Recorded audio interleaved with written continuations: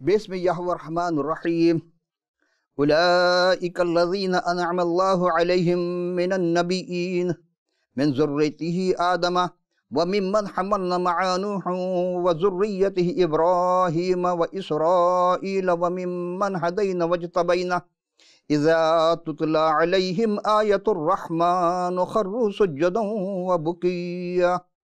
صدق الہ العالمین۔ تمام حمد و ستائش اس رب العالمین کے لیے جو ابد سے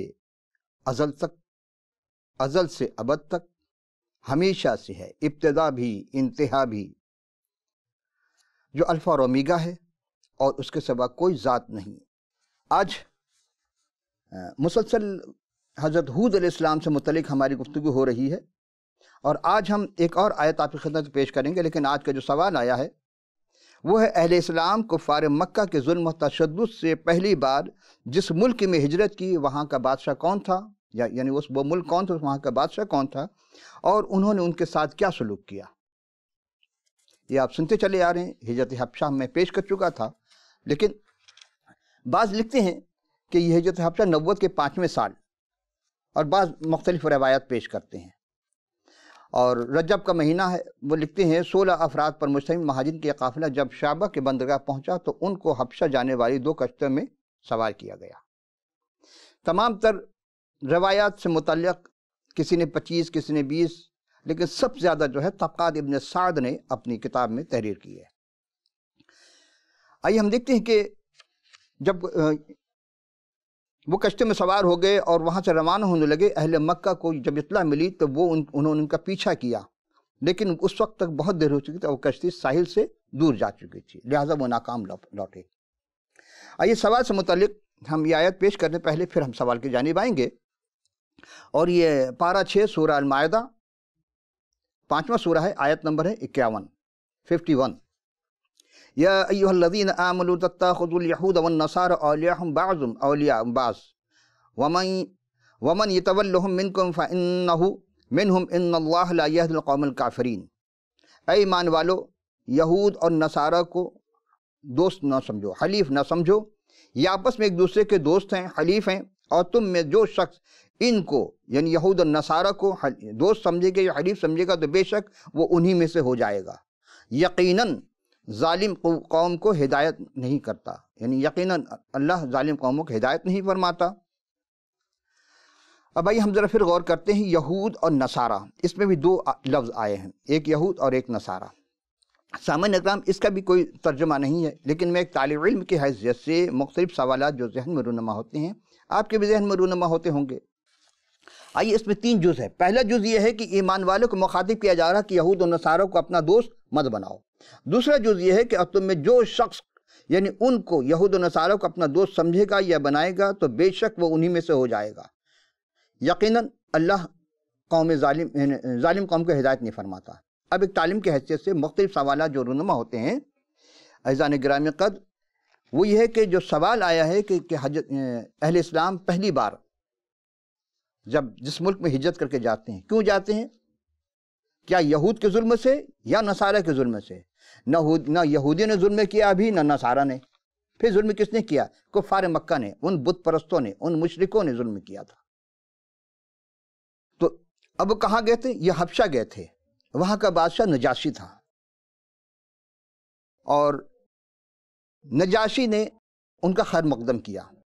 کیسے؟ جب حبشہ میں نجاشی نے مہاجروں خیر مقدم کیا، ان کو پناہ دی۔ بعض روایت میں کہ شعبان اور رمضان کے 2 ماہ یعنی حبشہ میں گزرے تھے، کہ مسلمانوں کو جب اطلاع ملی کہ کفار نے وہ سارے کے سارے مسلمان ہو گئے، ظلم بند کر دیا، یہ واپس آ جاتے ہیں۔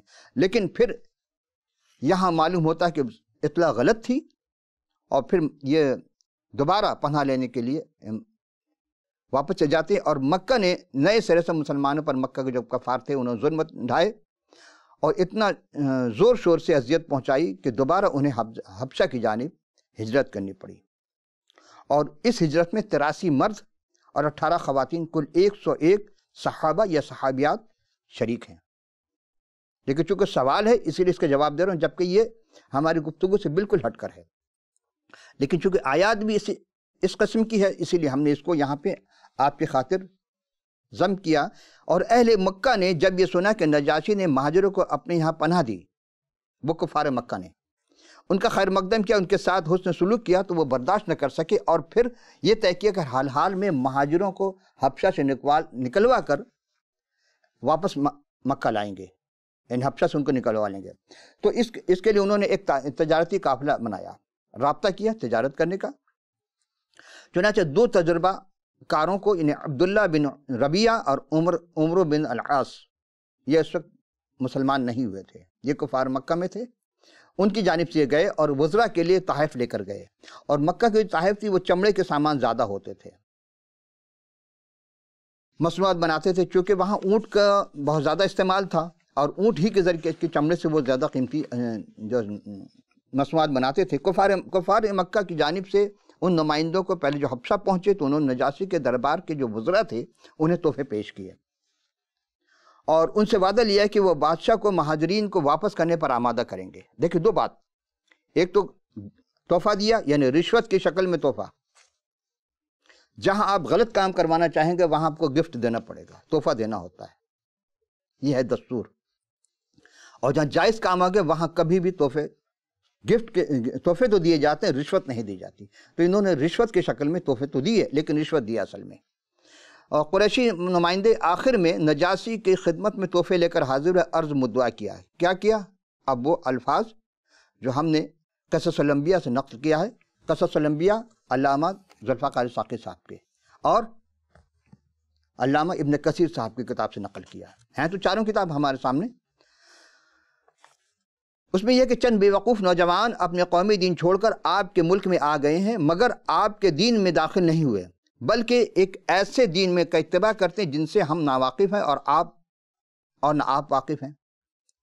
ان کی قوم کے بزرگوں نے ہمیں آپ کے پاس اس لیے بھیجا کہ آپ ان کو لوٹا دیں، کیونکہ وہی لوگ ان کے سرپرست ہیں، وہی جانتے ہیں کہ ان میں کیا عیب ہے اور کیوں ان سے ناراض ہیں۔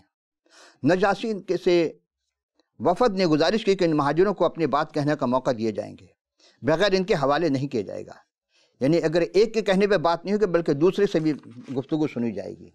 یعنی عدالت عالیہ یا عظمیٰ کا یہ کام ہے کہ فیصلہ دینے سے پہلے، صادر کرنے سے پہلے موقف دونوں کو سنیں، مدعی یا مدعا علیہ، دونوں کی گفتگو سنی جائے۔ تو وزیروں نے بھی وفد کی تائید کی اور بغیر مہاجروں کی بات سنے ان کو یعنی وفد کے حوالے کرنے کی درخواست کو کی، مگر بادشاہ انصاف پسند تھا، فطری انصاف کے تقاضے سے واقف تھا، اس نے ناراضی کا اظہار کیا۔ وزراء چونکہ رشوت لے چکے تھے لہذا انہوں نے ان کے وفد کی تائید کی، لیکن بادشاہ چونکہ نجاشی، اب یہ کون تھا یہ ہم آگے چل کے پیش کریں آپ خدمت میں، نال کے اظہار کیا اور کہا کہ میں اس طرح ان کو تمہارے حوالے نہیں کر سکتا، جو لوگ میرے ملک میں آئے ہیں، میرے پڑوس میں رہیں، میری پناہ کو دوسروں کے مقابلے میں ترجیح دی، میں ان کو ضرور بلاؤں گا اور اسے تمہارے تائید کردہ الزامات کے سلسلے میں پوچھ گچھ کروں گا، یعنی سوال جواب ہوں گے اور وہ تمہارے الزامات کی تصدیق کریں گے تو میں ان کو تمہارے حوالے کر دوں گا، یعنی واپس بھیج دوں گا۔ یہاں تک کی گفتگو ہوئی، اور اگر وہ دوسری بات کہتے ہیں تو میں ان کو ہرگز تمہارے حوالے نہیں کروں گا بلکہ بدستور حسن سلوک سے پیش آؤں گا۔ مسلمانوں کی پریشانی یہ تھی کہ حضور صلی اللہ علیہ وسلم سے اس قدر دوری پر تھے کہ براہ راست ان سے رہنمائی حاصل کرنا ناممکن تھا ان کے لیے، ہر مشکل کو خود ہی باہمی مشورہ سے حل کرتے تھے۔ ان کے پاس حضور کی اصولی رہنمائی تھی کہ قریش کے نمائندوں کے الزام اور مطالبہ کو جواب دینے کے لیے جب نجاشی نے صحابہ اکرام کو بلوایا تو انہوں نے آپس میں مشورہ کیا کہ اس میں حکمت عملی اختیار کی جائے جس سے کفار مکہ کے شکنجے سے ہم آزاد ہو جائیں، محفوظ رہیں، پھنسے نہ پائیں، اور اجنبی ملک میں یہ پہلا قدم تھا اور اسلام کے مستقبل کا انحصار تھا اس وقت۔ تو حضرت انہوں نے تمام فیصلہ کیا، تو ان کے جو چچا زاد بھائی تھے حضور کے، جعفر ابی طالب، جعفر کو بلایا، اور جعفر ان کو تیار بعد میں نام رکھ دیا گیا تھا، لیکن جعفر کو جب سربراہی دی گئی، اور یہ واقعہ نقل کرنے والے ابو ہریرہ رضی اللہ تعالیٰ عنہ کہ بقول کے سب سے افضل انسان تھے، صحابہ نے اس وقت جو موقف اپنایا وہ 2 نقطوں پر مشتمل ہے۔ پہلا نقطہ یہ کہ ہم اپنے نبی کے تعلیم کے خلاف کوئی بات نہیں کہیں گے چاہے جو کچھ بھی ہو جائے، دوسرا نقطہ یہ کہ بادشاہ کے نظام انصاف کا سہارا لیں گے۔ عزیزان محترم، جس وقت چل رہے تھے وہاں سے مکہ سے، تو حضور نے ان صحابہ کرام کو بتایا تھا کہ جو بادشاہ ہے وہ انصاف پرور ہے، اور خود ان حضرات نے بادشاہ کے پڑوس میں رہ کر ان کے ساتھ پسندی کا عملاً مشاہدہ تجربہ بھی کیا تھا۔ دراصل یہ اہل کتاب، یہ جو نجاشی ہے یہ اہل کتاب میں سے ہے۔ اہل کتاب یعنی نصارہ تھا یہ، اور نصارہ میں تشدد نہیں ہے، سوائے محبت کے، تعلیم ہی محبت ہے۔ وہ کہتے خدا محبت ہے اور محبت کی تعلیم دیتے تھے۔ تو جب بلوایا تو صحابہ اکرام میں سے جو جعفر طیار تھے، یعنی جعفر بن ابی طالب، ان کا اعتماد تھا کہ حق و انصاف کی جنگ میں وہ فتح یاب ہوں گے، لہذا انہوں نے اسی انصاف کے نظام کو اپنے دفاع کی راہ میں نکالی، اور نجاشی کے وزراء، علماء، مشاہدین، مدعی اور مدعی علیہ سے بھرے دربار میں جب ان کے سامنے آنے والے کفار مکہ کے وفد کا مقدمہ رکھا تو مہاجرین کے قائد حضرت جعفر طیار نے نجاشی کے ذریعہ اپنے دفاع کے 3 سوالات قریش کے نمائندوں کے سامنے رکھے۔ پہلا، کیا ہم کسی کے غلام ہیں جو اپنے آقا سے بھاگ کر آئے ہیں؟ اگر ایسا ہے تو ضرور ہمیں واپس کیا جائے۔ نجاشی نے عمرو بن العاص سے جواب طلب کیا تو انہوں نے کہا کہ نہیں، یہ لوگ آزاد اور شریف ہیں۔ 2 بات، آزاد اور شریف ہیں۔ دوسرا، کیا ہم کسی کے قتل کر کے بھاگے، یعنی ہم قاتل ہیں؟ اگر ہم نے ناحق خون کیا ہے تو ہمیں مقتول کے وارثوں کے حوالے کر دیے جائے۔ نجاشی نے وفد کے جواب طلب کیا تو عمرو بن العاص نے کہا کہ نہیں، ایک قطرہ خون بھی نہیں بہایا۔ تیسرا سوال، کیا ہم میں سے کسی کا مال لے کر بھاگے، یعنی ہم میں سے جو جتنے آئے کیا کسی کا مال لے کر بھاگے، لوٹ کر آئے ہیں؟ اگر ایسا ہے تو ہم کو ادا کرنے کے تیار ہیں۔ نجاشی نے وفد سے جواب مانگا تو انہوں نے کہا نہیں، ایک پیسہ بھی لے کر یہ نہیں آئے۔ حضرت جعفر طیار نجاشی کی عدالت میں قریش کے الزامات کے جواب میں جو سوالات اٹھائے تھے وہ اتنے معقول اور برمحل تھے اور عام ذہن کو اپیل کرنے والے تھے کہ عدالت میں ہر موجود شخص نے مہاجرین کے بے گناہی و کفار قریش کے یعنی کفار مکہ کی اظہار رسانی کا اندازہ لگایا۔ پھر بھی نجاشی نے مقدمہ خارج نہیں کیا بلکہ قریش کے وفد کو لگائے الزامات پر بحث شروع کی۔ کیا کی؟ انہیں حضرات صحابہ سے اس سوال کے جواب طلب کیا کہ وہ کون سا دین ہے جس کے باعث تم نے اپنی قوم کو چھوڑا؟ یہ ہمارے مذہب میں داخل ہوئے، نہ ہمارے مذہب میں داخل ہوئے اور نہ دنیا میں موجود دوسرے مذہب میں شامل ہوئے۔ اس سوال کے جواب میں حضرت جعفر طیار نے اپنے دینی موقف اور مذہبی تعلیم کی وضاحت کی نہایت معقول اور بصیرت کے ساتھ کہ انہوں نے کہا کہ بادشاہ سلامت، ہم جاہلیت میں مبتلا تھے، بتوں کی بت پرستی کرتے تھے، مردار کھاتے تھے، بدکاری کا ارتکاب کرتے، رشتہ داروں سے قطع تعلق کرتے تھے، پڑوسیوں سے برا سلوک کرتے تھے، ہمارا طاقتور کمزور کو دبا لیتا تھا، یعنی ہر وہ بات جو آج بھی ہمارے زمانے میں ہے وہی چیز۔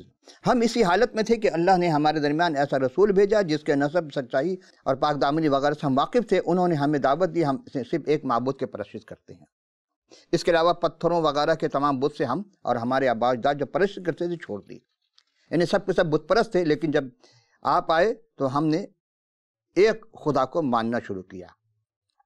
انہوں نے سچی بات بولنے کی امانت داری کے صلے میں پڑوسی امانت داری کی، صلہ رحمی کی، پڑوسی سے حسن سلوک کی، حرام کاموں سے، دوسروں کو خون بہانے سے پرہیز کی، نیک کی تعلیم دی۔ انہوں نے بدی سے، جھوٹ سے، یتیم کا مال کھانے سے، پاک دامن عورت پر الزام لگانے سے روکا۔ انہیں یہ حکم دیا کہ ہم اللہ واحد کی عبادت کریں اور اس کے حکم کی تعمیل کریں۔ چنانچہ ہم ان کی تصدیق اور ایمان لائے وغیرہ وغیرہ کہ حلال اور حرام سے ہم نے پرہیز کر دیا۔ ایزان کہ اتنا مت کر، یہ ساری باتیں انجیل ہی کی تھی جو انہوں نے بیان کی، ہر برے چیز سے روکنے کے لیے اور اچھی چیز کو اپنانے کے لیے۔ تو یہ تعلیمات جناب مسیح بہت پہلے انجیل جلیل میں بیان کر چکے تھے۔ جب انہوں نے کہا تو بادشاہ سلامت نے، جو بادشاہ تھے وہاں کا نجاشی، یہی وہ جرم تھا جس کی بنا پر اس سے کہا کہ یہ جرم جس کے بنا پر یہ لوگ ہمارے قوم ہم سے دشمنی کی، ٹارچر کیا، بہت تکلیف پہنچائی، تو دین کے خاطر ہم آزمائش میں ڈالے گئے تاکہ ہم عبادت چھوڑ کر ہم بت پرستی دوبارہ پوجا کرنے لگے، اسی لیے ہمیں لینے کے لیے آئے اور جاہلیت کی طرح گندے کاموں کو جائز سمجھیں گے نہیں۔ جب انہوں نے ہم پر ظلم ڈھایا تو ہم جینا دوبھر ہو گیا تو ہم آپ کے ملک میں آ کر پناہ لے چکے۔ نجاشی اور ان کے دربار عالیہ جب مطمئن ہو گئی قریش کا الزام غلط اور مسلمانوں پر بیان درست ہے تو نجاشی نے آخر سوال مہاجرین صحابہ سے کیا کہ جس خدائے حکم کی تعلیم یا حکم ہے تمہارے پاس، اس کا کوئی متن ہے کہ ہمیں سنا سکتے ہو؟ تب جعفر طیار نے وہاں موجود اور موقع کے مناسبت سورہ مریم کی ابتدائی رکوع کی تلاوت کی۔ تلاوت کیا عازل دل خیز بر دل ریز کا سما بن گیا۔ جعفر طیار کی تلاوت تو بارہ نے خشت برسنے لگی اور نجاشی نے روتے روتے داڑھی گیلی کر لی، اور جو پادری تھے کہتے وہاں پہ کہ ان کے صحیفے بھگو لیے۔ جعفر کے 3 نکاتی سوالات نے عدالت کو بہت مطمئن کیا۔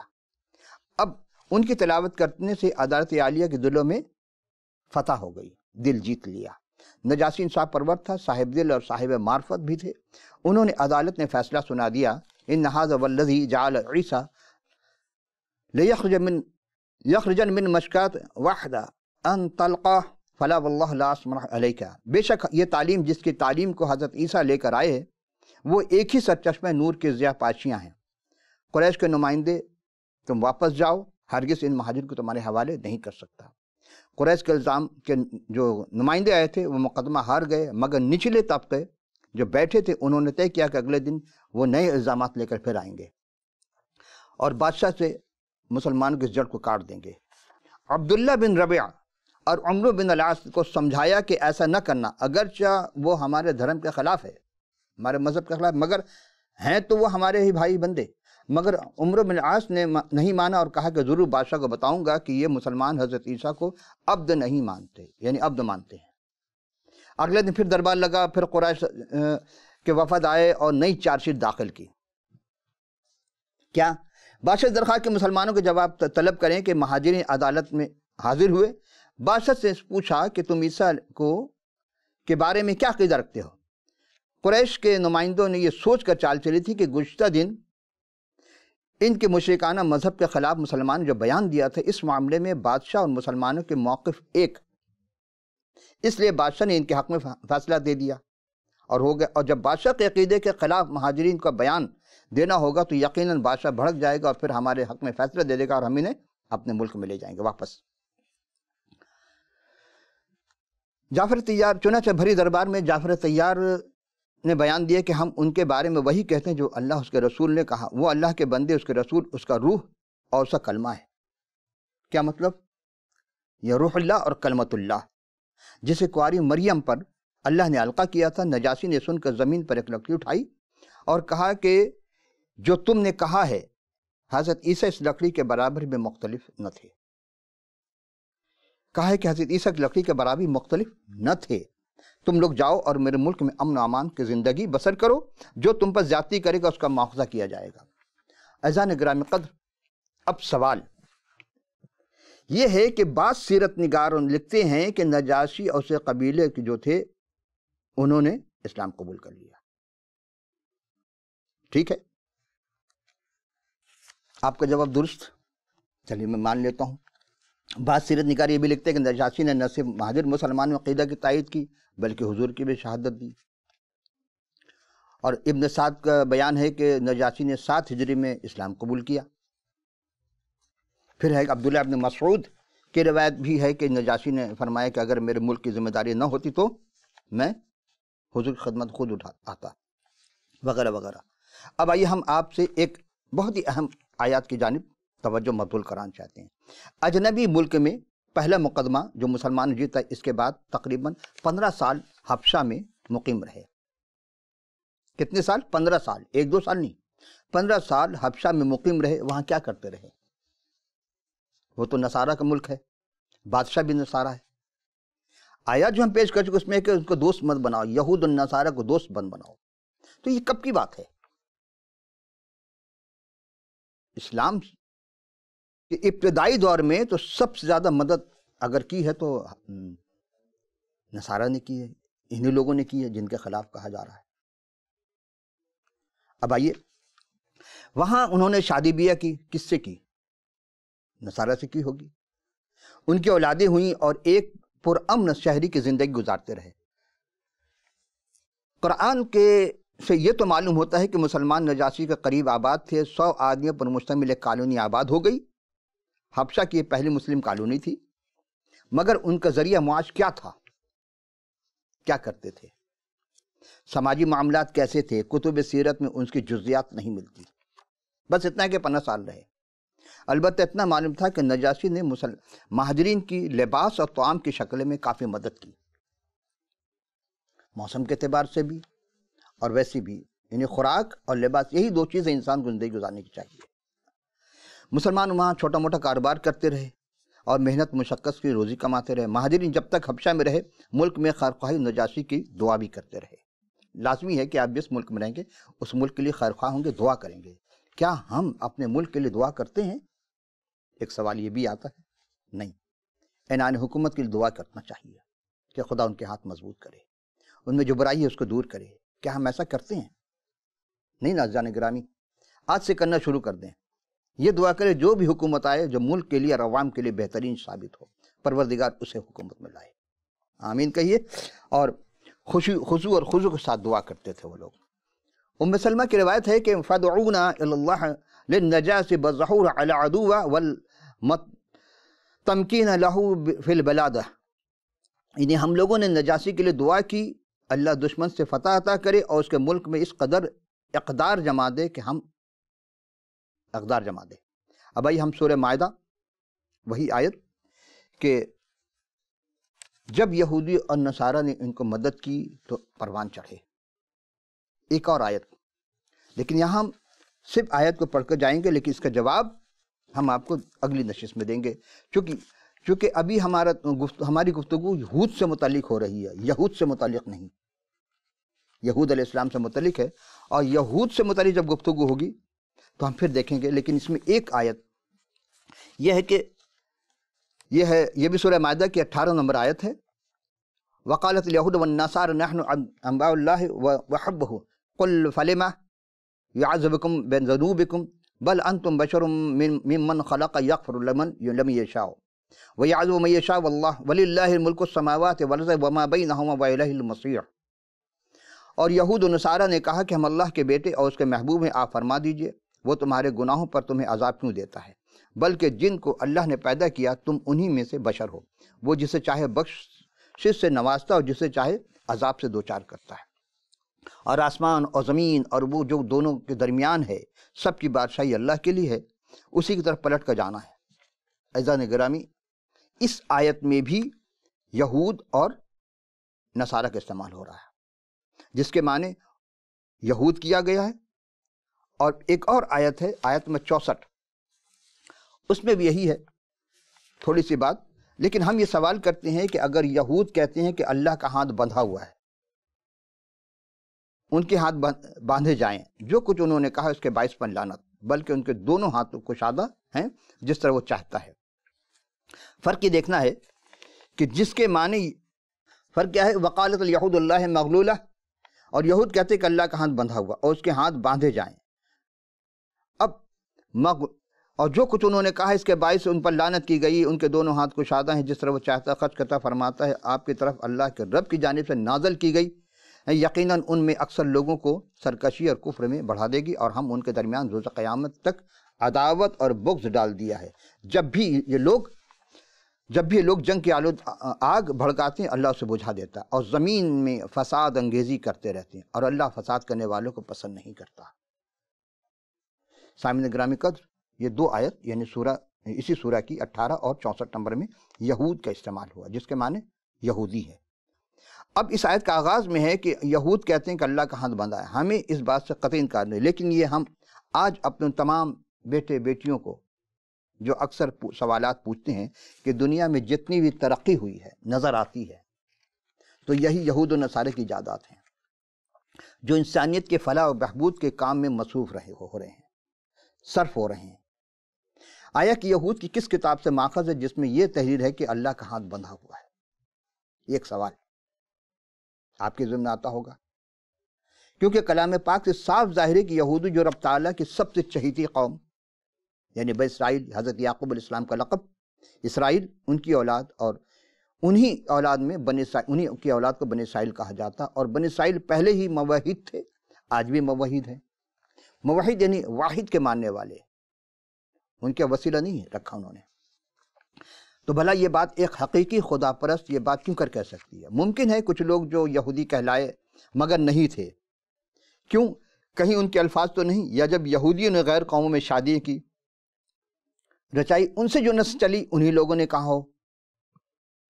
پہلا سوال یہ ہے کہ اگر واقعی یہودیوں نے کہا یا لکھا ہے تو پھر کب کہا اور کہاں لکھا؟ کہ اللہ کا ہاتھ بندھا ہے؟ ایک، اور ان کی کس کتاب سے یہ بات تحریر ہے کہ اللہ تعالیٰ کا ہاتھ بندھا ہوا ہے؟ تیسرا سوال، اس کتاب کا مصنف کون تھا؟ اور چوتھا سوال یہ کہ وہ کتاب کب کس نے کہاں لکھی؟ اللہ کا ہاتھ بندھا ہے۔ چونکہ توحید کے پرستار آج بھی سب سے زیادہ یہود ہیں۔ ہم اپنے تمام بچوں کے لیے درست جواب دینے سے قاصر ہیں، تو ہم نے سوچا کیوں نہ اس سلسلے کو مترجمین و مفسرین و محققین کے پر چھوڑتے ہیں، ان سے استفادہ کیا جائے، اور قوی امید ہے کہ آپ تمام حضرات مدلل جواب سے مستفیض فرمائیں گے کہ رب تعالیٰ آپ کو سب کو ثواب دارن حاصل کرے۔ عزیزان گرامی، چونکہ یہود اور نصارہ کی بات اب ہو رہی ہے تو ہم یہاں روک رہے ہیں اپنی گفتگو کو، وہ اس لیے کہ یہود کی جب بات ہوگی تو ہم جناب یعقوب علیہ السلام جو ابراہیم اسلام کے بیٹے ہیں، اسحاق کے بیٹے یعقوب علیہ السلام، ان کی جب گفتگو کریں گے تو وہاں چل کر ہم اس گفتگو کا آغاز کریں گے، پھر بتائیں گے یہود کون ہے اور نصارہ کون ہے، اور انہی تمام گفتگو سے ہم پھر لے کر چلیں گے۔ تو رب تعالیٰ، یعنی آپ جب غور کریں گے کہ قرآن شریف کی 2 آیت، وہ کون سی 2 آیت جو ہم آپ کی خدمت پیش کر چکے؟ ہاتھ، خدا کا ہاتھ بندھا ہوا ہے، خدا کا تسبیح ہے، ید اللہ تسبیح ہے، اللہ جسم و جسمانی سے مبرہ ہے، سمیع بصیر، وہ ہماری طرح دیکھتا سنتا نہیں ہے، اس کی آنکھ تشبیہن ہے، تشبیہ دے سکتے، جو جسم و جسمانی سے مبرہ ہے۔ اس وحدہ لا شریک پر ایمان لانا ضروری ہے، اور اندیکھے خدا، جس نے اندیکھے خدا کو نہیں دیکھا، کس نے کہا کہ جس نے مجھے دیکھا اس نے اندیکھے خدا کو دیکھا؟ اس کی کوئی صورت شبیہ نہیں۔ یہ دعویٰ صرف ایک ہستی نے کیا تھا، اور وہ ہے حضرت مسیح سلام علیہ۔ آپ ہی ہیں، آپ ہی کی ذات تھی، اور آپ ہی ہیں، یعنی کہ اگر آپ غور کریں کہ رب تعالیٰ نے انہیں، یعنی ان کی والدہ کو اس یہودی گھرانے میں رکھا، پیدا کیا ہے۔ حضرت موسیٰ، حضرت داؤد، جتنی بھی آئے وہ سب یہودی گھرانے سے تھے، یہود کے نسل سے تھے، اور یہود تھے حضرت یعقوب علیہ السلام کی اولاد تھے، یہودا، اس کی جو نسل چلی، اور حضرت یعقوب تھے حضرت اسحاق کی اولاد، اور حضرت اسحاق تھے حضرت ابراہیم علیہ السلام کی اولاد۔ عزیزان گرامی، چونکہ ہمیں اپنی تاریخ نہیں بلکہ خدا کی لکھی ہوئی کتاب کو ماننی پڑے گی، ہمیں خدا کا کلام سب سے سچا کلام ہے۔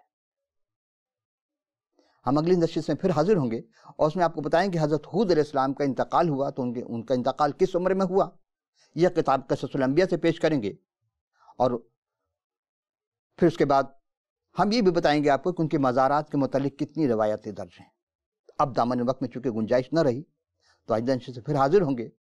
ہماری اسکرین پر آپ کو جو بھی ایڈریس آپ کی سہولت ہو، ویب سائٹ، ٹیلی فون، ای میل، ایپس، جو بھی ہو، آپ ضرور سوال کیجیے گا، ہم آپ کو جواب دیں گے۔ تو آئندہ نشست کے لیے پھر حاضر ہوں، سب کے لیے اجازت، خدا حافظ و ناصر۔